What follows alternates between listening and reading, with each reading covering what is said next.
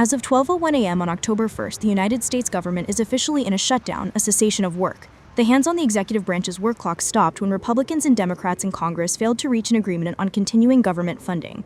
As a result, hundreds of thousands of government employees have been sent on unpaid leave, furloughed, and the work of several federal services has been suspended.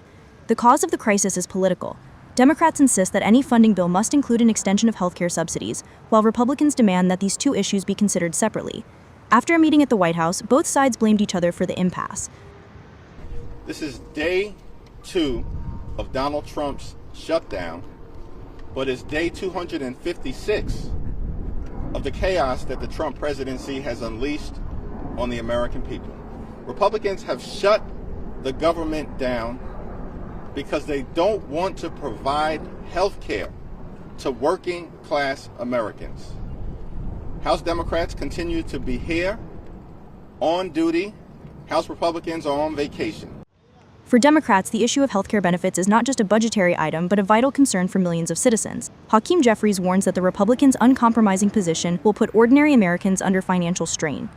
And over the next few days, what you're going to see is more than 20 million Americans experience dramatically increased healthcare premiums, copays, and deductibles because of the Republican unwillingness to extend the Affordable Care Act tax credits.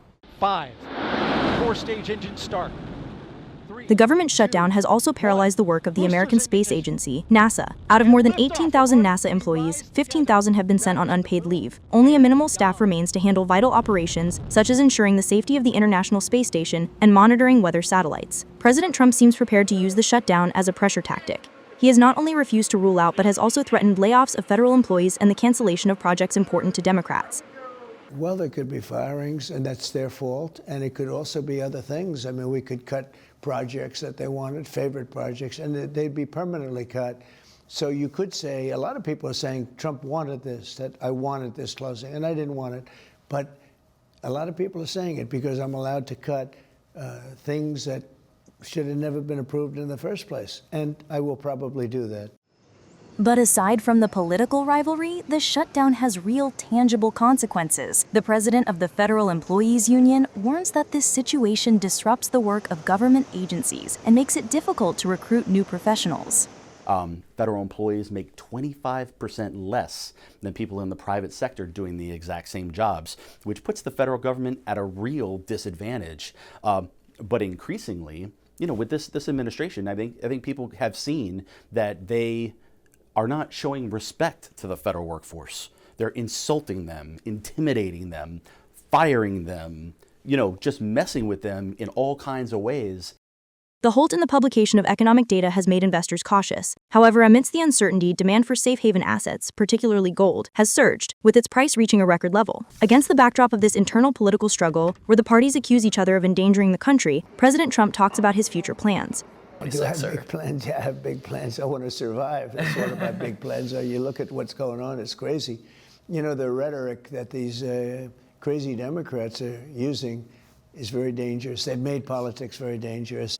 The Trump administration plans to mobilize up to 1,700 National Guard soldiers in 19 states to support the operations of Immigration and Customs Enforcement, ICE. The troops are to be primarily deployed in Republican-controlled states like Tennessee, Texas, Florida, and Louisiana, but Trump has also threatened to send troops to major Democratic cities such as Chicago and New York due to a rise in crime. Deployments have already occurred in Los Angeles and Washington. Amid these legal disputes, the Trump administration has also decided to send troops to Portland, Oregon, under the pretext of protecting federal immigration facilities from, in his words, domestic terrorists. This has provoked a sharp reaction from state authorities who have filed a lawsuit challenging the president's decision. We do not need or want federal troops in Oregon stoking fear, creating conflict, and frankly escalating a situation that is under control.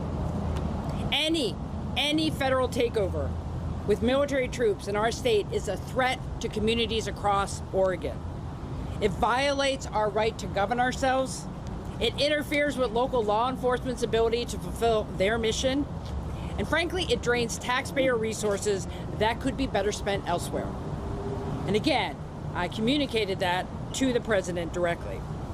Oregon is our home. It is not a military target.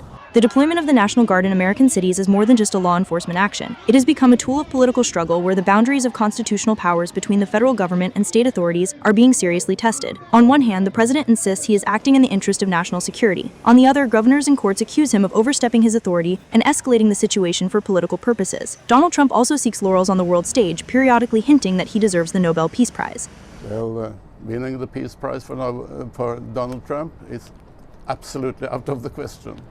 And the reason is mainly because he is supporting, he says he hates seeing people being killed, but now he's supporting the ongoing genocide in Gaza. French President Emmanuel Macron clarifies that this year the path to the Peace Prize passes through one point, ending the war in Gaza. The Nobel Peace Prize is only possible if you stop this conflict and we can finally reopen humanitarian aid routes, save the lives of children, women, and the elderly.